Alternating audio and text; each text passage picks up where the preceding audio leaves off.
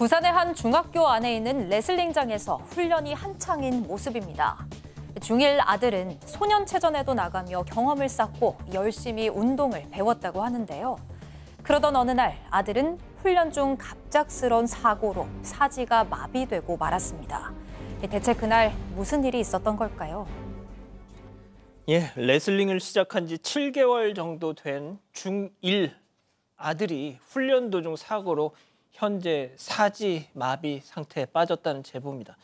자, 아버지 말씀으론 이 학교에 레슬링부가 있는 걸 알고 일부러 자식을 위해서 이곳으로 이사까지 하셨다고요. 네, 제보자분 아들이 초등학교 때는 2년 정도 야구를 했답니다. 그런데 뭐 신체 조건이나 이런 게 좀 밀리는 편이어서 종목을 바꿔야겠다라고 해서 레슬링부로 들어가려고 이 학교를 일부러 간 겁니다. 들어간 지 얼마 되지 않았을 때 뭐 소년체전도 나가기로 했었고 체력이라든가 훈련 같은 것들이 많이 딸리긴 해도 뭐 형들하고 잘 지내면서 굉장히 재미있어 했다라고 해요. 그런데 문제는 지난 7월 16일 날 오후 5시 정도가 좀 넘었을 때 학교에서 급한 연락이 왔습니다. 아이가 다쳤는데 상황이 많이 좋지 않다. 뭐 가슴이 철렁해서 학교로 쫓아갔고 아들과 함께 구급차를 타고 병원으로 갔습니다. 자, 제발 큰일이 아니길 하나뿐인 아들이 무사하기만을 바라셨죠. 하지만 사고가 있은 지 석 달이 다 돼가는 지금 아들은 이런 상태입니다. 아버님 얘기 직접 들어보시죠. 진단으로서는 사지마비가 오고 가슴 밑으로는 일단은 감각은 없습니다. 그 말이나 그런 거는 다 괜찮고 어깨 좀 들썩이고 손가락은 펴지는 못하고 그냥 그런 상태입니다. 그 처음에는 모든 걸 다 해줄 듯 하다가 이제 어느 정도 시간이 지나고 나서는 이제 조금 변한 것 같더라고요. 7월 16일 날 사고가 나고 그 며칠 뒤에 방학이 있었는데 방학 동안에는 한 번도 연락이 없었거든요. 담임 선생님이나 학교 관계자들이 연락이 없고 방학 끝나고 다 모여가지고 그때부터 이제 대책을 강구하더라고요. 근데 아무도 책임을 안 지려고 합니다.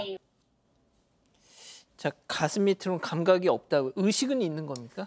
다행히 의식은 있고요. 말도 할 수 있는 상태라고 합니다.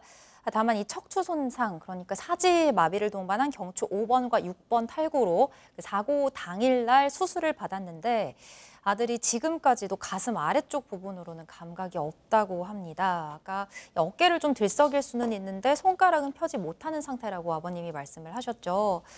이런 아들을 간병하기 위해서 아버지는 하던 사업도 모두 접었고요. 모두 폐업 처리를 한 상태입니다. 아들이 몸을 움직이지 못하다 보니까 욕창이 생기지 않도록 2시간에 한 번씩 돌려줘야 하고 그리고 재활치료도 하루에 약 30분씩 10회를 해야 하기 때문에 그때마다 아들을 데리고 왔다 갔다 해야 한다고 합니다. 정말 막막하실 텐데 병원에서는 아들이 어리니까 어린 만큼 재활을 열심히 하면 나을 수 있다라고 이야기를 했대요. 그렇지만 이 아버님 하루하루가 정말 막막하고 힘드시다고 합니다. 자, 그렇다면 그날 과연 무슨 일이 있었던 걸까요? 이 아버지가 함께 그 현장에 있었던 코치한테 물었더니 이런 답이 돌아왔답니다. 체크포인트 짚어보죠. 자, 못 봤다. 이 아버지가 학교로 직접 찾아가서 사고 당시 상황을 재연하면서 코치와 나눈 대화 함께 들어보시죠. 코치님 이쪽을 보고 계신 거죠? 네. 어떤 자세인지 좀 보여줄래? 동작을 보셨다고 하셨죠? 예. 맞죠? 예. 동작을 보셨다는 말은 떨어지는 것도 보신 거 아닙니까? 네, 떨어지는 자체는 제가 확실하게는 못 봤습니다. 근데 동작이 이렇게 수행되고 나서 그 다음에 이제 꺾이는 장면 제가 보지 못했습니다. 옆에 계셨는데 회전하는 것까지는 보고 예. 떨어지는 거는 제가 못 보고 그다음에 엎드려져 있는 건 제가 봤습니다. 치고 나서 그 이후에는 그냥 이마에 여드름이 터져 있었고 이게 이렇게 되면서 목이 이렇게 꺾인 것 같습니다. 코치님께서 얘기하시면 일단은 동작은 확실하겠다. 맞죠?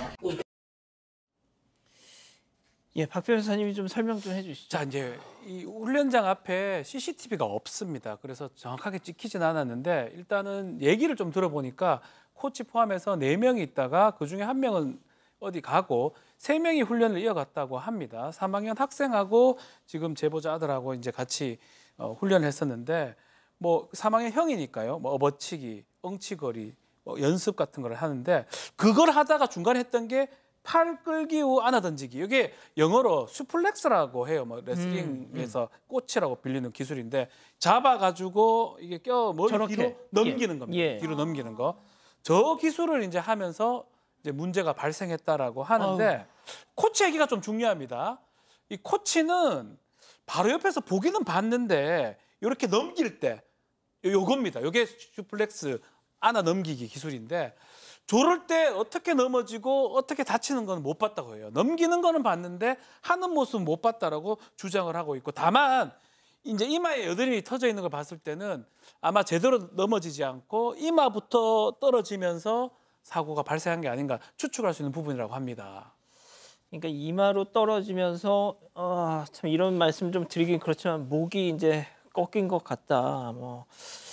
자, 그런데 아버님 입장에서 아들이 과연 그날 무슨 일이 있었는지 좀 뭐 정말 좀 정확히 좀 알고 싶지 않으실까요? 그렇습니다. 아버님이 지적하는 건 뭐냐면 자기 아들은 중1이면서도 키가 1m 50에 48kg이고 좀 왜소한 편이었고요. 중3 학생 상대편은 1m 70에 60kg가 되니까 상당히 체급이 높은 거죠. 그러니까 아버지가 말하는 건 20cm 신장 차이가 나네요. 그렇죠. 그러다 보니 아버지는 왜 체급이 틀린데 같이 훈련을 시켰냐 하는 걸 지금 지적하고 있는 상태이긴 한데요. 학교에서 뭐라고 하냐면 지난해 12월부터 연습을 이제 체계적으로 하고 있었는데 저 기술, 스플렉스 기술이 처음 한 게 아니고 그날도 했는 건데 상대를 바꾸면서 훈련을 왔기 때문에 지속돼 왔다는 얘기고요. 그 대한레슬링협회에서 뭐라고 하냐면 체급 차이가 나는 경우에 훈련이 불가능한 거는 아니다. 하지만 차이가 나는 거는 무리가 맞다라고 답변하고 있고요. 또 체육관을 운영하는 다른 레슬링 관계자는 요 최근에 레슬링 하는 학생들이 줄어들다 보니까 체급을 맞춰서 똑같은 체급을 맞춰서 하지 못하는 그런 어려움이 있다고 하는데 어찌됐든 저렇게 연습을 하거나 운동을 할 때에는 코치나 감독이 좀 관리 감독을 철저히 했으면 저런 사고가 생기지 않았을까 하는 아쉬움은 듭니다.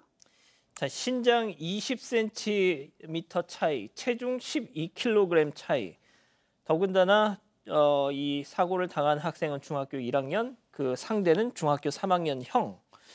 자, 학교 측 대응에도 좀 서운해 하시는 게 많더라고요. 네, 맞습니다. 이 제보자인 아버지 제일 답답한 것 중에 하나가 사고 이후 방학이었다고 말씀을 하셨는데요. 방학 동안 교장 선생님이나 뭐 체육 선생님, 코치님이 어떻게 할까요? 라고 묻기만 하고 모든 논의는 개학을 한 후에 이루어졌다고 합니다. 이 아버지는 처음에는 뭐 죄송하다, 모든 지원을 아끼지 않겠다라고 했었는데 점점 학교 측의 잘못은 없다는 식으로 책임을 회피하려는 것 같아서 그 부분이 너무 속상했다고 호소했습니다. 이에 대해서 학교 측도 입장을 내놨는데요. 공식적인 훈련 중에 일어난 안타까운 사고로 누가 잘못했다, 잘했다 말하기가 힘든 사안이라면서 최대한 도움을 드리려고 심리치료 등을 알아봤지만 아버님께서 원치 않으셔서 어려움이 있었다고 설명했습니다. 또 대한레슬링협회 측에서는 대한체육회 안전재단에도 문의를 해봤는데 대회 중에 다쳤을 때는 보험 처리가 되지만 훈련 중에 발생한 사고는 해당이 안 되더라면서 너무 안타깝고 협회 차원에서라도 모금을 진행할 예정이라고 전했습니다.